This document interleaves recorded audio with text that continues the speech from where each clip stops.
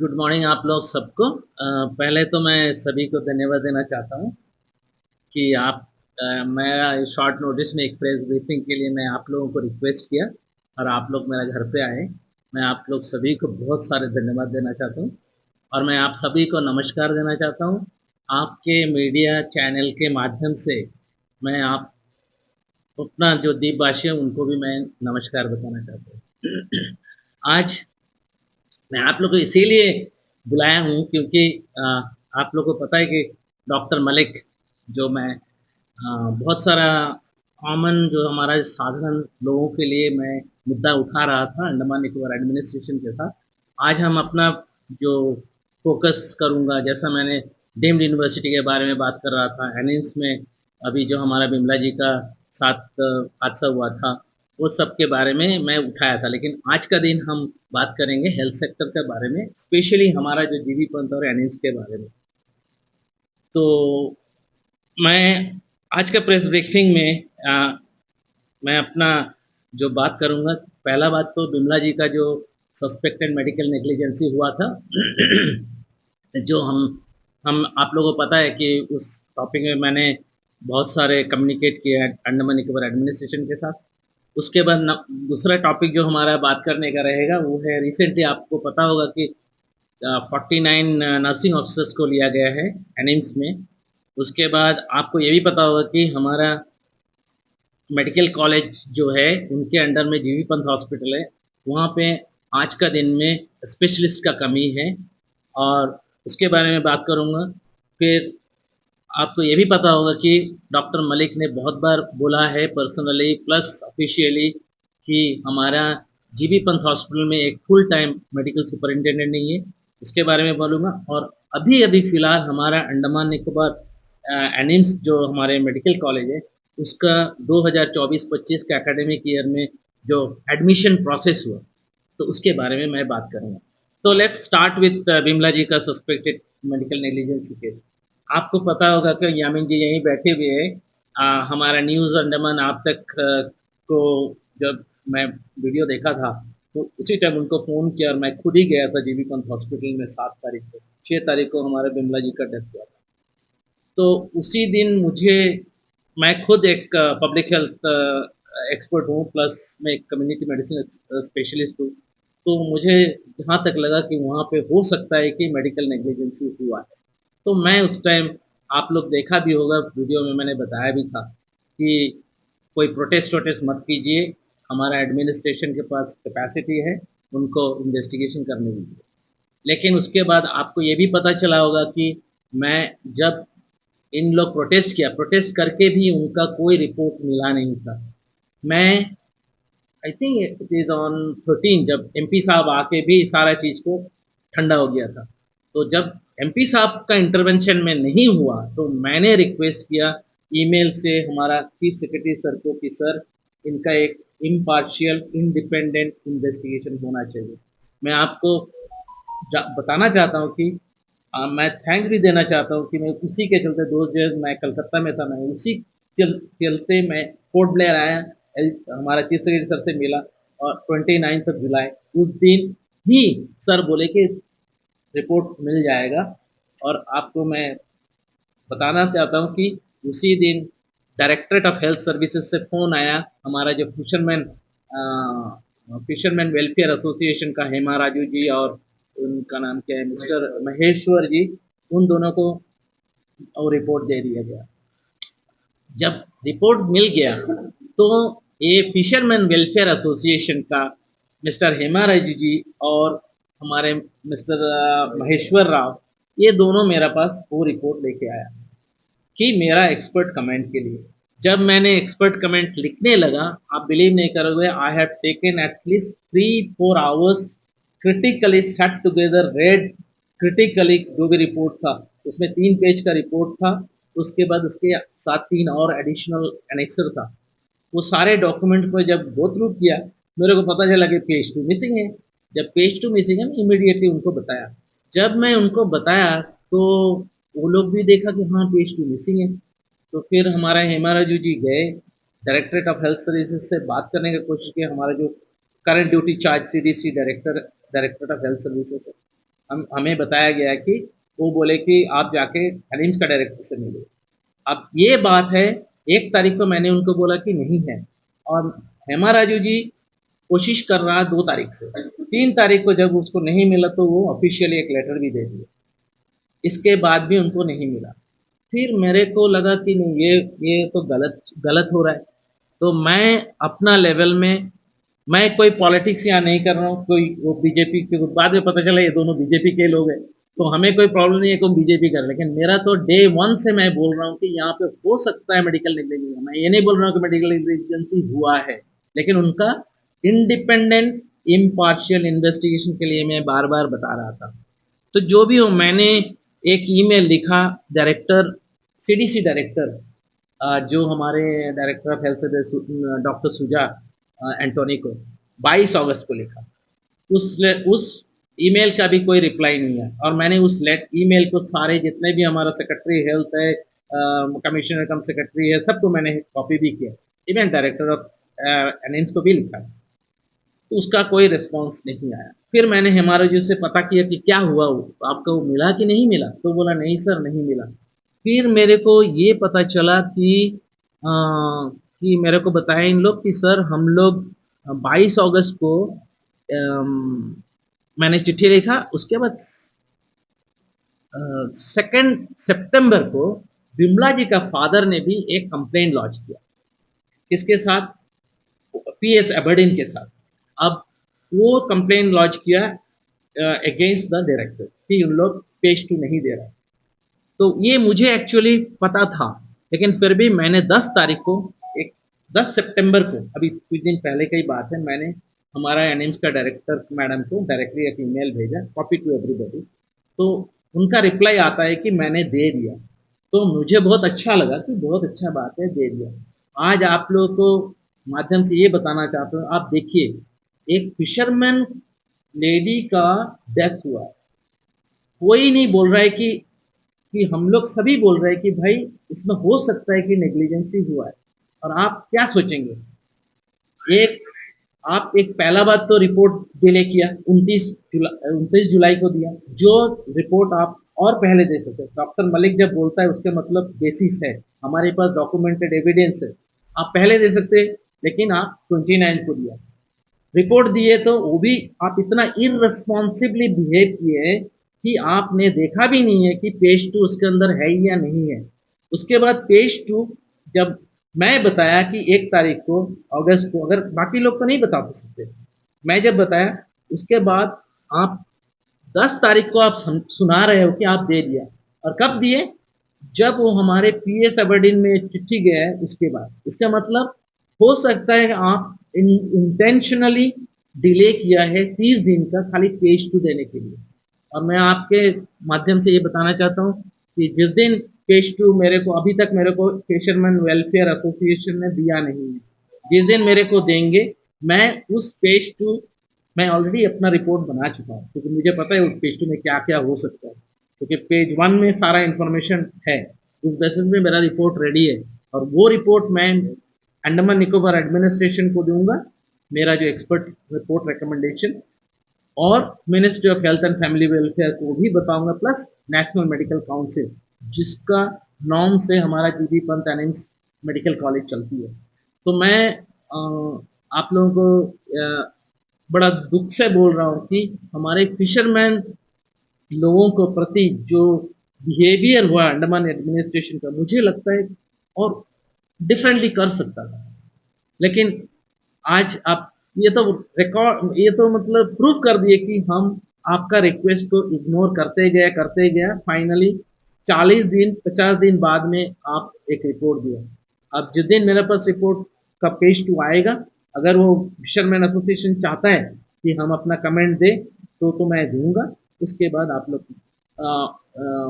मैं फिर आपको बुला के उसका अपडेट करूँगा।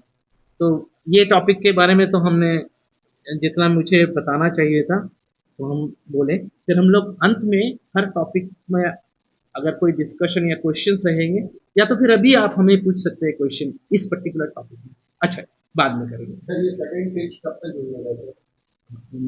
सलमान काट देना, बाद में बोल रहे हैं कि बाद में करेंगे।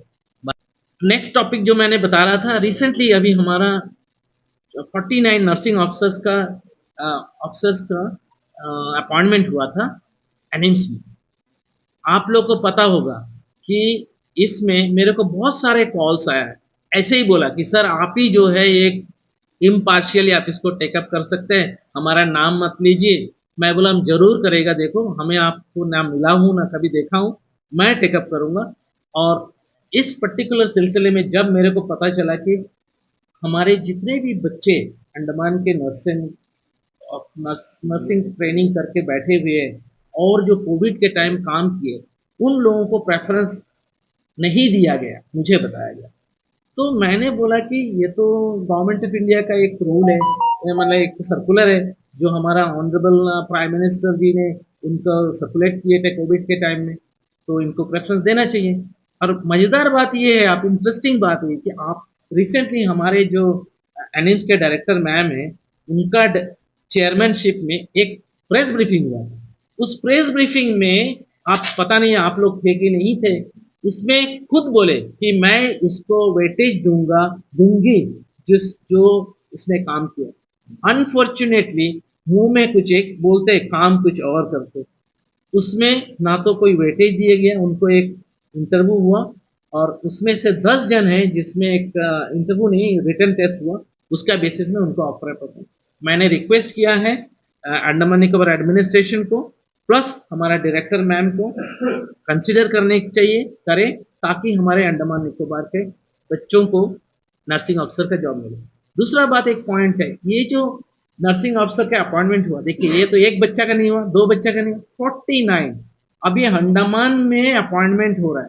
तो हमारा वो कैटेगरी कहाँ गया, जो हमारा जनरल होता है, जो ओबीसी होता है, जो शेड्यूल ट्राइब होता है, वो कहाँ गया, उसका कोई कंसिडर नहीं किया। तो मैं इस बात को टेकअप करूंगा एंड विल सी कि if we can help our common islander. उसके बाद हम अभी अभी आपको पता होगा कि एनिम्स में मैंने एक चिट्ठी लिखा था चीफ सेक्रेटरी सर को, एलजी सर को, कि हमारा एनिम्स में फैकल्टी नहीं है। आज का दिन में जीबी पंत में मुझे जहां तक पता है कि एक ही स्पेशलिस्ट, जो मेरे को इंफॉर्मेशन मिला है, मुझे नहीं पता है सही है गलत है, लेकिन इतना मुझे पता है कि एक ही मेडिकल स्पेशलिस्ट सारा अस्पताल को चला रहा है। अब ये मेडिकल कॉलेज में एक ही अस्पताल में 2024 में जहां में इंटरनेट एवरीथिंग फैसिलिटीज है नहीं है, ये अनएक्सेप्टेबल। मैंने कुछ दिन पहले की बात है, जब मुझे कॉल आया था जीबी पंत से, तो इन लोग मुझे बोले कि डॉक्टर साहब आप ही एक है जो बात कीजिए हमारे चीफ सेक्रेटरी सर से। मैंने बोला मैं एक चिट्ठी लिखता हूँ, फिर जाके मैंने मिला। तो मैंने दो रिक्वेस्ट किया है। देखिए मैं जब यहाँ पे 1986 से 96 तक जॉब किया, तब स्पेशलिस्ट का कमी नहीं था। हमारा स्पेशलिस्ट आते थे, हर जगह में स्पेशलिस्ट होता था, रंगत, मायाबंदर, डिगलीपुर, कार निकोबार, सब जगह में जहां जहां पोस्ट है। क्यों? क्योंकि हमारे जो लीडरशिप था वो डिफेंस से, मिनिस्ट्री ऑफ डिफेंस से डेपुटेशन में लाते थे।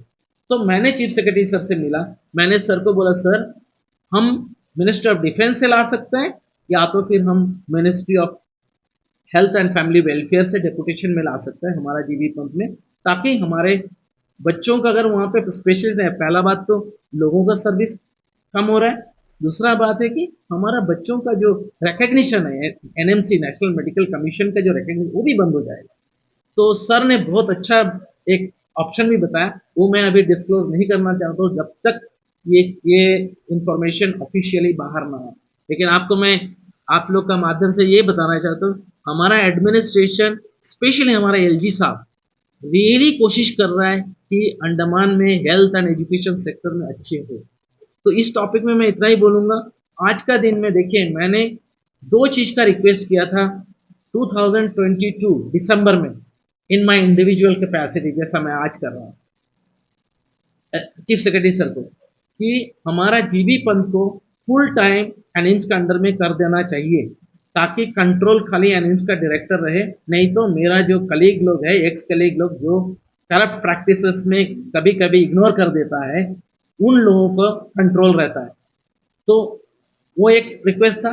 प्लस हमारे जो जीबी पंत का, हमारा जो एनिम्स का जो एनिम्स का जो डायरेक्टर होता था ना, उनका सारा फाइल जाता था हमारा डायरेक्टर हेल्थ सर्विसेज पे, क्योंकि वो मेंबर सेक्रेटरी। तो अभी हमारा मेंबर सेक्रेटरी बना हुआ है हमारा एनिम्स का डायरेक्टर। तो ये दोनों जो काम हुआ, ये दोनों काम चीफ सेक्रेटरी सर अकेला नहीं कर पाते थे। ये एलजी सर का अप्रूवल होना जरूरी है। तो मैं ये बताना चाहता हूँ कि हमारा एडमिनिस्ट्रेशन हमारे लिए बहुत सारा चीज करना चाहता है, और हमें इस बारे में लोगों को पता भी होना चाहिए। तो इस टॉपिक में मैंने इतना ही बोलूँगा ये अपॉइंटमेंट का। लेकिन मुझे जहाँ तक लग रहा है कि हमारा हमारा चीफ सेक्रेटरी सर जो ऑप्शन बोला, that would be the best option. और जिस दिन हमें पता चलेगा ऑफिशियली, मैं उनको आपको शेयर करूंगा। दूसरा बात है, जितने भी प्रॉब्लम हमारा जीबी पंत हॉस्पिटल में हो रहा है, मैंने वहाँ पे 7 महीना काम किया, and I am very much thankful to administration कि हमें एक ऑफर किया था नौकरी करने के लिए। मैंने वहाँ 7 महीना नौकरी किया, उसके बाद रिजाइन किया क्योंकि मेरे को एमपी इलेक्शन में कंटेस्ट करना था। तो उस जमाने में मैं पता चला कि एनिम्स में कभी एक फुल टाइम एमएस का अपॉइंटमेंट हुआ ही नहीं। So this is one of the important reason जो हॉस्पिटल को मैनेज करता है, वो है ही नहीं है। आप एक किसी को बैठा के रखे हो एज एक्टिंग एमएस, जो एचओडी है, वो भी एनएमसी का रूल का अगेंस्ट में होता है। एनएम्स का जो रूल है ना, नेशनल मेडिकल कमीशन का जो रूल है, उस रूल में you cannot post somebody who is HOD of any department, ये क्लियरली लिखा हुआ है। अब मैं आपको ये बताना चाहता हूँ किस तरह करके नेग्लिजेंस हुआ है। अभी जीबी पंत का एमएस का आप देखे होंगे, एडवर्टाइज किया है, आप लोग देखे होंगे। उस एडवर्टाइज में लिखा है 65 एज लिमिट। अब आप बोलिए 65 में वो अंडमान में क्यों आएंगे? मेन लैंड में 65 तक का हमारा प्रोफेसर लोग काम करते हैं। उसके बाद जब रिटायर हो जाता है, हम चाहते हैं कि हमारा 66 67 वो भी 2 साल के लिए आराम से आएंगे। लेकिन हम यहाँ पे अगर एज लिमिट ही 65 रख देंगे, एनएमसी का रूल है 70 साल का। तो मुझे नहीं लगता ये इंटेंशनल है अनइंटेंशनल, वो मुझे नहीं पता, लेकिन ये मुझे लगता है कि हमारा एडमिनिस्ट्रेशन में स्पेशली जो directorate of animes, director animes जो मैनेजमेंट है, they don't want that somebody should come. This is I am telling you openly. And और इसीलिए मैं रिक्वेस्ट करूंगा एडमिनिस्ट्रेशन को, एज लिमिट को 70 कर दें, ताकि बाकी जो लोग रिटायर हो चुका है 65 में, वो हमारा अंडमान में आके काम करे, या तो फिर डेपुटेशन में आ जाए। फाइनल जो टॉपिक मैं आप लोग से बात करना चाहता हूँ कि admission process of MBBS students. अभी जो फिलहाल एडमिशन हुआ है, मुझे बहुत सारा कंप्लेंट आया हुआ था कि सर बहुत सारा घपला होता है एडमिशन में। इवन मेरे को 2 4 दिन पहले कोई बोला इसमें पैसा भी लेते हैं। मैं बोला देख, हमारा पास कोई इन्फॉर्मेशन नहीं है, तुम्हारा पास अगर इन्फॉर्मेशन नहीं है then don't talk about it. Doctor Malik जब बोलता है उसके पास डॉक्यूमेंटेड एविडेंस होता है, जब नहीं है तब मत बोलो। तो मैं आपको ये बताना चाहता हूँ कि मैं क्यों इस टॉपिक में बताना चाहता हूँ। आप लोगों को पता है कि ओबीसी का और ईडब्ल्यूएस का जो कैटेगरी है, इसमें बहुत सारा करप्शन चल रहा है। मेरे को बहुत सारा कंप्लेन आया जॉब रिजर्वेशन में। हमारे अंडमान में बहुत लोग ओबीसी बोल के क्या नॉन क्रीमी लेयर वाला सर्टिफिकेट लेके 2 नंबरी करके दे गेट जॉब, उसको भी मैं उठाऊंगा। लेकिन मैं किसी पर्टिकुलर आदमी जो जॉब कर रहा है उसके लिए नहीं, मेरा काम अभी से बाद में करप्शन नहीं होना, जो हो चुका है उसके लिए मैं सोचता नहीं। मैं सोचता हूँ जो आगे नहीं होना। तो मैं जब इस पर्टिकुलर विषय में उठाया था, तो मैंने देखा कि जब मेरिट लिस्ट निकला एनिम्स का फर्स्ट मेरिट लिस्ट, आप देखिए वहाँ पे कैटेगरी 1 2 3 4 5 बोलते हैं। अब कैटेगरी 5 जो होता है, वो कैटेगरी 5 में उसी बच्चा लोग को नाम आएगा जब बाकी सारा कैटेगरीज में एक्चुअली हमको कंफर्म हो गया कि कैटेगरी 1 में हमारा सिलेक्शन 10, मान लो 10 जन का हो चुका।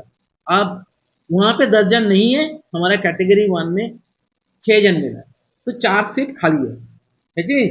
अब ट्राइबल के ग्रुप है, उसमें हमको पता ही इस बार 5 जन का है, लेकिन 18 सीट है, वहाँ पे 12 खाली हो गया। अब आप तभी कंफर्म कर सकोगे जब आप ये सारे कैटेगरी में अलॉटमेंट हो जाएगा, कंफर्म हो जाएगा, तभी आप कैटेगरी 5 डाल सकते हो। है कि नहीं? ये तो कॉमन सेंस है।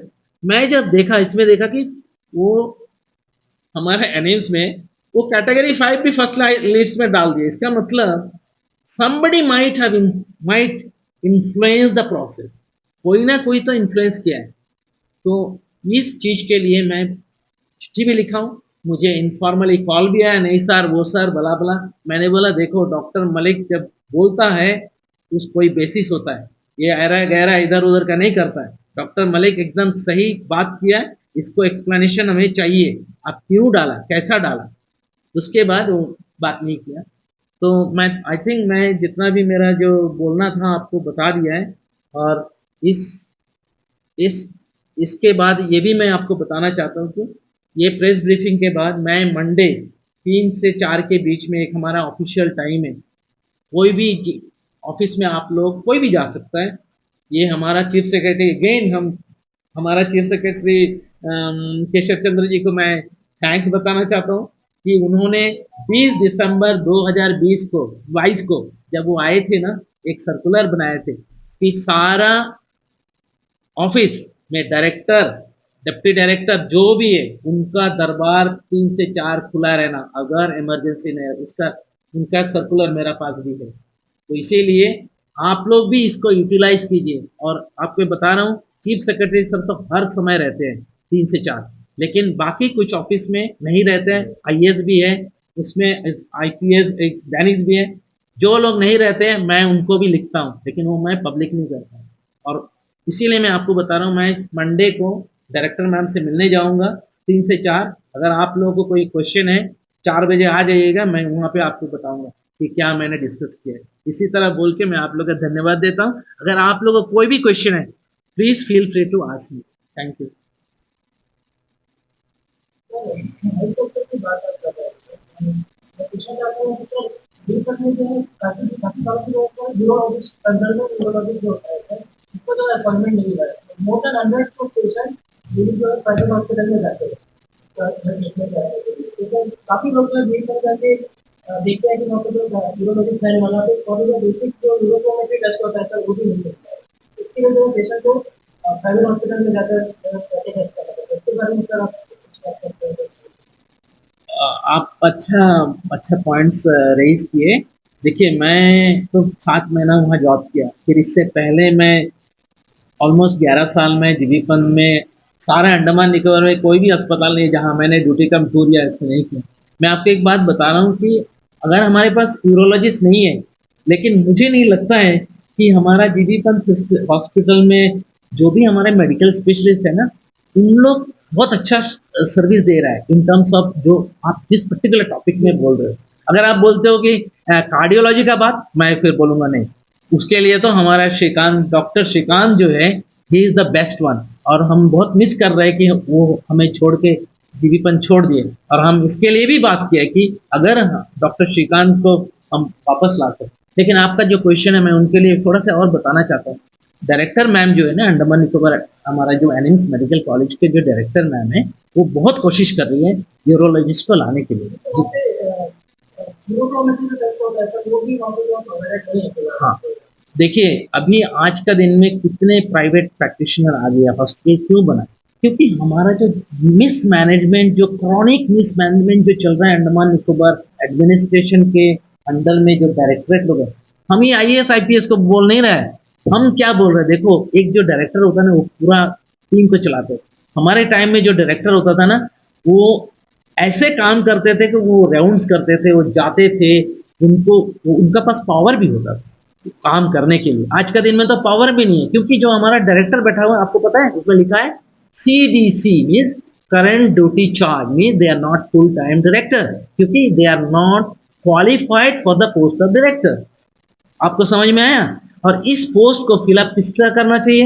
एडमिनिस्ट्रेशन को, सेक्रेटरी हेल्थ को टेकअप करना चाहिए कि मेन लैंड से किसी को जो एसएजी पोस्ट होता है उसको लेके फिलअप करना चाहिए। हम हमारे लोकल डॉक्टर्स के अगेंस्ट में नहीं है, लेकिन भाई तुम क्वालिफाई तो करो तब तो बैठो। That's the problem in every sector, every department. Thank you for your question. Sir जीबीपन हॉस्पिटल में बहुत सारे डॉक्टर छोड़ दिए, स्पेशलिस्ट डॉक्टर लोग छोड़ दिए, बहुत सारा प्रॉब्लम हुआ है, लोग प्राइवेट हॉस्पिटल जाते हैं। तो हम लोग फुलफिल नहीं कर सकते क्या?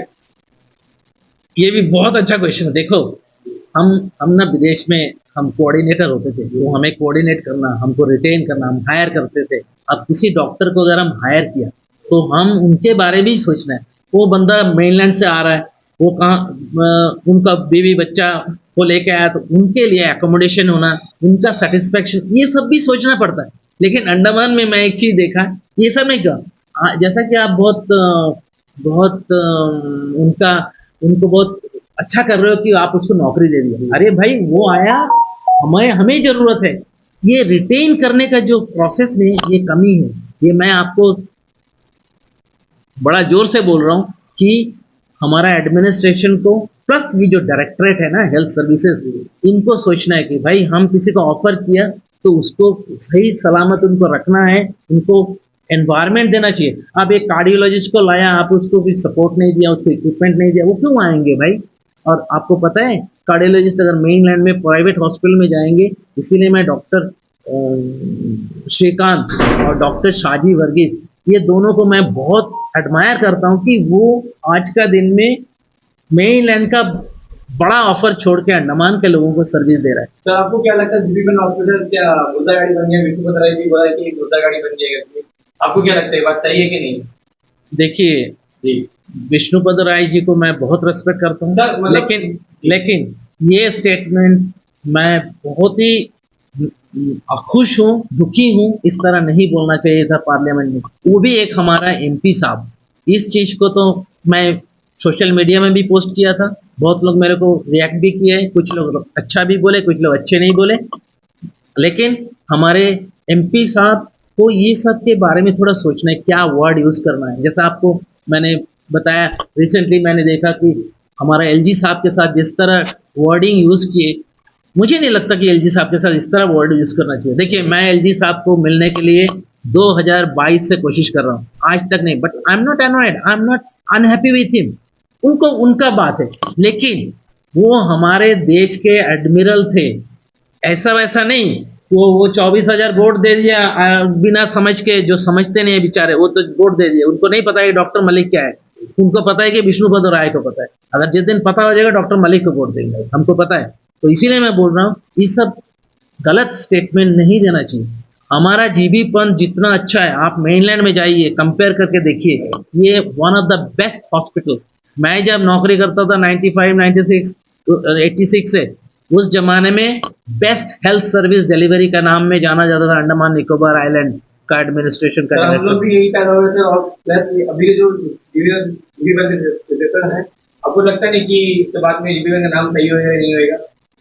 जो ऐसे लोग डरते हैं जीबीपन नाम सुनने से, और लोग बाहर हॉस्पिटल जाके इलाज कराते हैं। नहीं, इसीलिए मैं आप मीडिया लोगों को ये बताना चाहता हूँ कि आप लोग जब इंटरव्यू करोगे ना, आप लोग जाइए, देखिए हमारा डायरेक्टर मैम जो एनिम्स का, वो ओपन है 3 बजे से 4 बजे तक, शी इज़ अवेलेबल। आप डॉक्टर सुजा अंतोनी के पास जाइए, उनसे बात कीजिए, कभी नहीं ना बोलेंगे, उनसे बात कीजिए, जो सही इन्फॉर्मेशन हो दीजिए। कोई कोई स्पेसिफिक आपका आपका न्यूज़ चैनल है, और कुछ स्पेसिफिक लोग हैं, उनको तो मैं जब सुनता हूँ, उसको लगता ही है कि जीबीपन का नेगेटिव बताते रहो। तो जीबीपन में अच्छा काम किया, वो लोग बताते क्यों नहीं? वही तो मैं बता रहा हूँ बेटा, कि इनका प्रॉब्लम ये है ना कि इन लोग इम्पार्शियल नहीं है। डॉक्टर मलिक जो है, वो इम्पार्शियली बोलता है, और वो बोलते रहेगा, क्योंकि हम अपना सेल्फ रेस्पेक्ट को कॉम्प्रोमाइज नहीं करते, वो कोई भी हो। और कोई क्वेश्चन? सर, मैं आपसे एक सवाल पूछना चाहता हूँ। आज जो है अंडमान निकोबार में सबसे बड़ा हॉस्पिटल 11 शर्मा में बंद है, 7 साल हो चुका है। जनता का ये कहना है कि आज तक ये मेडिकल बुकिंग हुई है, इसके बारे में आप क्या कहना चाहते हैं? Salman, very good question. पहला बात तो हम करेक्ट करना चाहता हूँ, सबसे बड़ा डिस्ट्रिक्ट हॉस्पिटल नहीं है, नहीं कॉलेज बनने का है। अंडमान में एक है रेफरल हॉस्पिटल, वो है जीबीपन, जो पहले डिस्ट्रिक्ट हॉस्पिटल होता था। अभी डिस्ट्रिक्ट हॉस्पिटल, क्योंकि हमारे अंडमान में 3 डिस्ट्रिक्ट है, नॉर्थ मिडल में है मायाबंदर में, कार निकोबार ग्रुप के लिए कार निकोबार में, उसी तरह साउथ अंडमान के लिए हमारा जो बनने वाला है, जो आप बोला 7 साल लग गया, मुझे नहीं पता था कि 7 साल लगा, मैं तो यहाँ नहीं था। तो 7 साल से ये बन रहा है, ये तो मेरे को सरप्राइज लग रहा है। तो अभी सुनो, तो आज के दिन में वो अभी तक ओपन नहीं हुआ, लेकिन हम आज बात कर रहे हैं जीबी पंत हॉस्पिटल, जो रेफरल हॉस्पिटल है, टीचिंग हॉस्पिटल है, वो डिस्ट्रिक्ट हॉस्पिटल से एक लेवल ऊपर है। समझ गए ना? सर, आपका पहला टॉपिक था गंगा जी को लेकर। उसके कंपनसेशन के तौर पर एनजीबीडी फंड से 3 लाख रुपये उनके फैमिली को दिया है। तो क्या हम ये समझे कि मेडिकल नेग्लिजेंसी हुई है, इसलिए उनको दिया गया? रहमान साहब, ये बड़ा क्रिटिकल क्वेश्चन आपने मुझसे पूछे हैं, लेकिन मेरा जो पता नहीं आपको मैं ये आंसर दे पाऊंगा या नहीं, लेकिन मुझे जहाँ तक पता चल रहा है, समझ आ रहा है कि आप अगर क्रोनोलॉजी देखो, जिससे हमारा बिमला जी का डेथ हुआ और ये फिशरमैन कम्युनिटी के लोग जब इनको प्रोटेस्ट किया, पहला बात तो प्रोटेस्ट करना नहीं चाहिए था। Doctor Malik is the only person who did not agree with the protest. मैंने बोला इनको, प्रोटेस्ट का दिन भी मैंने बोला कि ये लोग मार खाएगा क्योंकि इन लोग गलत तरीका से प्रोटेस्ट कर रहे हैं। हमारा administration they want to help us, लेकिन सही तरीका से उनके पास जाना है। तो वो जो 3 लाख आप बोल रहे हो, मुझे ये भी देखा मैं वीडियो में, तो हमारा डीसी सर, हमारे एलजी सर, क्या क्या सीएस सर क्रेमेशन में भी गए, तो मुझे बड़ा अजीब सा लगा।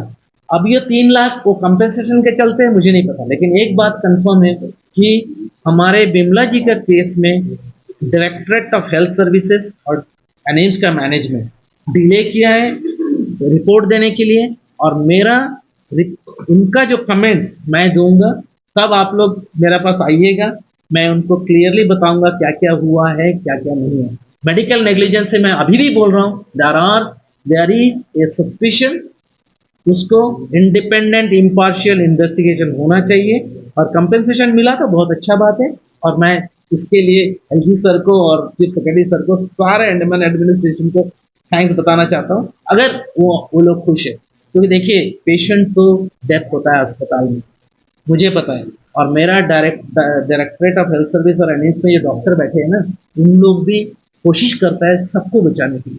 इस पेशेंट का कंडीशन कुछ अलग था, अंडमान हेमरेजिक फीवर हुआ था, तो इसलिए हो सकता है कि हम उनको नहीं भी बचा गए, लेकिन मेरा as a medical doctor, as an expert, मैं बता रहा हूं कि हमें समय में उनको दवा नहीं पड़ा, ये मुझे लगता है। ये चीज को इन्वेस्टिगेशन होना चाहिए, और अगर फिशरमैन कम्युनिटी चाहेगा ये होगा भी। मैं चाहूंगा शायद नहीं भी मैं कर सकता हूँ, क्योंकि मैं तो इंडिविजुअल कैपेसिटी में अभी जो नर्सिंग स्टाफ हाँ, हाँ, उसमें बताया गया था कि जो काम किए थे उनको प्रोटेस्ट दे, और आप अभी बताएं कि कुछ भी नहीं लिया गया है बहुत सारे staff। तो उनकी आप क्या कदम उठाएंगे, क्या उनके खिलाफ में आप कार्रवाई कर रहे हैं? रहमान साहब, वही तो मैं बोल रहा हूँ। मेरे को पहले तो मेरे को कोई फोन किया कि सर ऐसा ऐसा है, हम लोगों को कोई प्रेफरेंस नहीं दिया, कोई नर्सिंग स्टाफ नहीं किया, क्योंकि मैं वहाँ नौकरी करता था।